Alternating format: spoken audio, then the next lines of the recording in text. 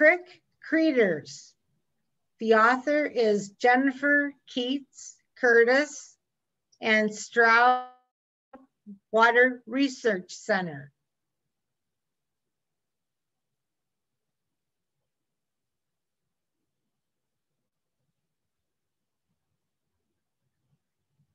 Lucas, let me show you how bugs can tell a story of clean water. I say to my little brother, wiggling my eyebrows. He hates that.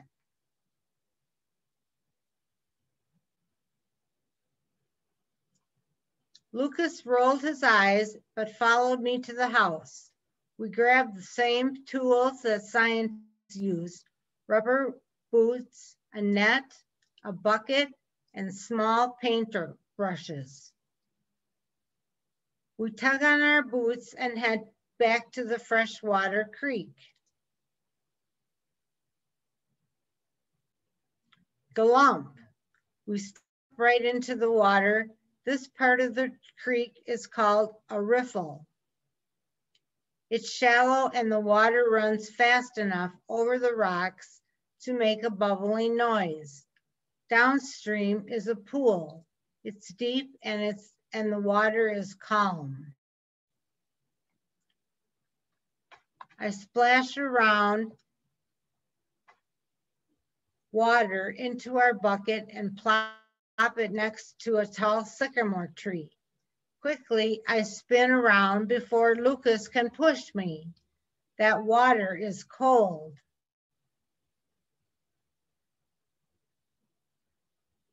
Like a team of scientists, we can work together searching for bugs that can only live in healthy water. Macrovertebrates, or macro for short, is a fancy word for these creatures.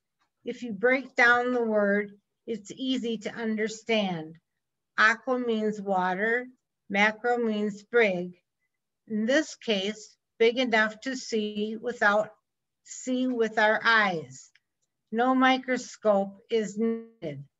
Vertebrates mean no backbone.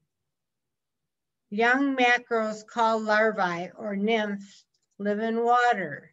As they grow older, some kinds of macros change.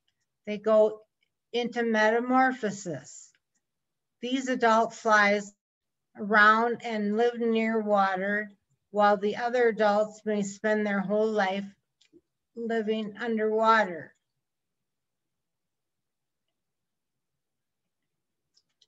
I yank up a rock. Lucas and I check the slimy bottom. Nothing. We wade over 2 steps. I snag a smaller gray stone for inspection. There's some weird looking crawler with big eyes on there, Lucas says very unscientifically. I carefully scrape the bug into the bucket. He is small but mighty dragonfly nymph. The young dragonfly spurts around as if he's wearing a jetpack. He sucks water in and out, spurts it out back, zooming from one side to the other. We can put some sticks and leaves into the bucket so he can hide. Lucas flips over another rock. I spy what looks like the smallest turtle I've ever seen. It's actually hanging on for dear life. It's actually a water penny, a beetle larvae whose back looks like a turtle shell. These beetles don't like creeks with pollution or muddy buildup, sediment. We put the water penny into the bucket.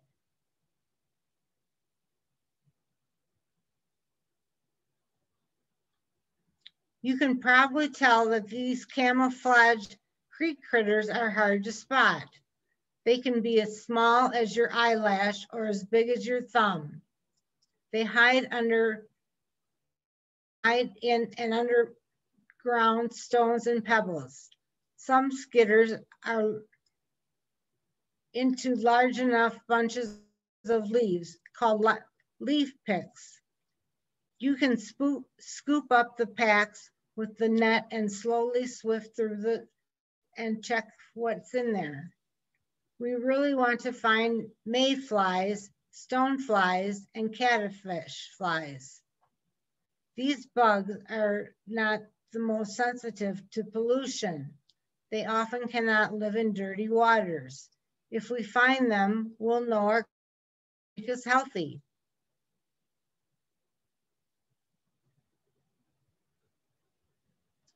Lucas and I push the net underwater along the creek edge. We shuffle our feet, kicking around lots of stuff floating in our net. I pull up a hunk of rotting leaves, one of the best bug hiding places. Of course, Lucas grabs slimy leaves and flings it at me. Ah, Lucas, it's always doing stuff like that. I wipe off the brown goo with a groan. We kindly stare into the net. It's hard, but you have to be patient. The itty bitty bugs are almost the same color as the leaves, and they're so small that you have to look for movement to find them. There, a caddisfly larva pokes its head out of the homemade cast of rocks, leaves, and twigs. This crafty critter creates his house using sticks, silk, and underwater glue. Lucas gently plucks him out of the bucket. Before moving on, we examine the rest of the net to make sure there are no more bugs. They'll die if they're out of water, if they dry out. Now in Lucas's turn to scoop up with the net. We shuffle our feet again and the hefty of gray, gooey leaves glide in. As we pluck out the last leaf, Lucas spots a six-legged buck with 3 tails and a fluttering gill. This is a mayfly nymph. We add him to the bucket where the other bugs creep, shuffle, and curl up and hide.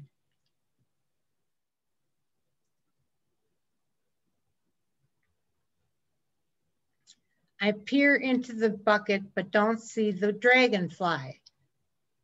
There he is, stuck to a stick. We can't leave him in there too long. Dragonflies are predators. They may eat our other new friends. Although I really want today's adventure to include a stonefly nymph, we have found a special mackerel such as the mayfly and caddisfish that live in clean water. Lucas now knows how water bugs can tell tales. With that in mind, my brother and I decide to call it a day. We take our storytelling macro invertebrates back down to the creek. I smile and together we turn the bucket over into the water, returning the bugs to their home.